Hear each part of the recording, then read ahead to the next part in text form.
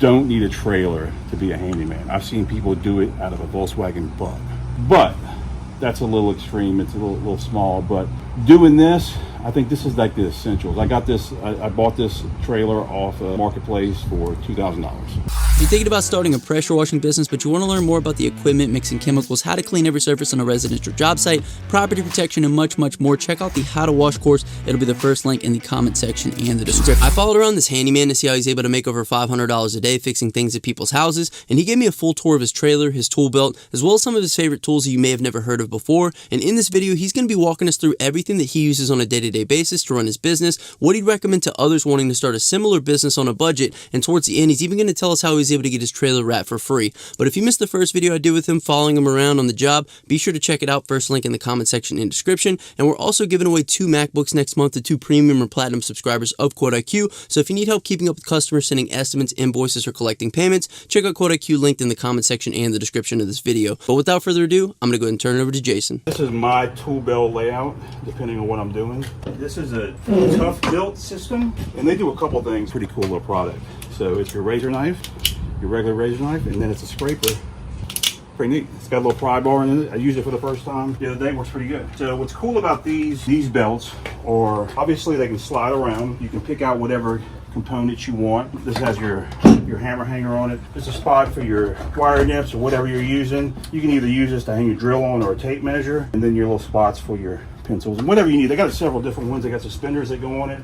But what I like is if I'm going to a job and I don't need this, I can just take it off and hang it up, put it back on there. They make several different attachments. It's pretty comfortable. It's cool. I like it a lot. This is a project I want to show you. I love this. I've been a Stanley Max guy forever. Just to go about any construction site, that's the standard. Everybody uses that tape measure.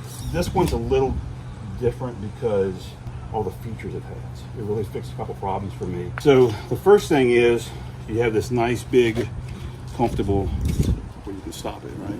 You also have one down here, so if I'm doing this, I just want to hold it for a second. I come over here, I can measure this, I can measure that, and I can hold it with this little clip underneath here. What I really like, this one is called the dual side, I believe is what they call it. So it's got, when you read a regular tape measure, sometimes it's only on this side, so you have to kind of do this.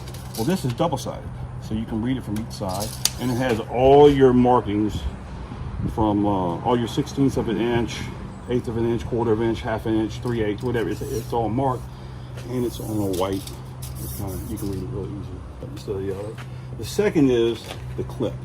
The clip's always they're always messed up on a tape measure. I don't like some. This one has a little rubber thing, and you can open it, so you can slide it right there. It's nice and easy, real easy. The best thing on this for me is when I'm doing cuts and I have my tool belt on, I never have anything to write on, right? So I'm always in my head, I'm like 7 3/8, 7 3/8. By the time I get to cut and get everything marked, I'm like, what was it? This has a built-on whiteboard, so I can write 7 3/8 and come back and remember it, and then you can come back here. You can erase it, or you can wipe it off with your fingers. So, and I like to use your regular number 2 pencils. This has a built-in pencil sharpener on it, so it's pretty neat. Another thing you can do is this material, so you can actually write on that. This is by Fast Cap. I don't know when they were released. They're relatively new. It was a TikTok item. I saw it on TikTok, and I was like, I gotta get it. All right, Jason, so here we have your trailer. If you could, man, just walk me through what are the essentials to somebody who wants to do handyman work? What do we need? And kind of maybe we can cover costs towards the end so guys can know how much they need to spend in order to get into a business like this. Okay. So first of all, I'm in a couple of handyman groups on Facebook. A lot of those guys will post what they're working out of. You don't need a trailer to be a handyman. I've seen people do it out of a Volkswagen Bug, but that's a little extreme. It's a little small, but doing this, I think this is like the essentials. I bought this trailer off a marketplace for $2,000. This is a 5.5 foot by 10, but some of the essentials that I think you need that I use all the time is my setup for my miter saw, and this is just a rigid. I have a really nice one at home, but my tools that I bring on the site, they're not cheap, but they're not these, because you never know what's going to happen. Somebody can break in your trailer, steal your trailer. So this is a rigid 10-inch. It's got the stand. I can bring it out. I can do crown molding, baseboards, whatever I need to do with that. This is a little 2-gallon compressor. I built me a little shelf up here. I got all my extension cords. This rail system holds my ladder inside versus outside. I built this little tree out of here, in here, out of milk cartons. That's kind of, these are just kind of catch-all type things.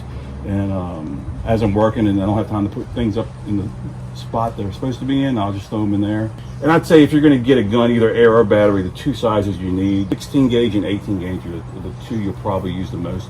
I have a pin nailer that's Milwaukee that I use a lot too. This is a little storage area for all my levels and squares. And I have as a handyman, you kind of got to have something for each trade. So this is my my plumbing bag, my electrical bag. This is my batteries. I charge all my batteries every night, bring them in, throw them in here, and this is kind of my battery thing. I had bought the Milwaukee pullouts with all the drawers. I bought the 3-drawer and a 2-drawer, and I had them stacked up in here, and I found I just didn't use them. And I bought one of these crates, and these crates I use more than anything. So it's just a good system to stack, snap together. They're rugged, you can slide them where you want them. Then I do use a lot of these. I have one for all my drill attachments. This is for all my drill bits, all my screws. And this one I carry all my Sawzall blades, multi-tool blades, kind of just little stuff I need to store. Now, let's say, Jason, that you didn't have a lot of money and you wanted to get into this kind of business. What are the bare essentials that you would need in order to make that happen? I would say that. A little small one. I use this. This is my little 12 volt. I use this more than anything. This multi-tool is amazing. I use this every day. Whatever way you're gonna, either battery or air powered, you're gonna need something to drive nails. Whichever way you want to go. Air is probably a little cheaper.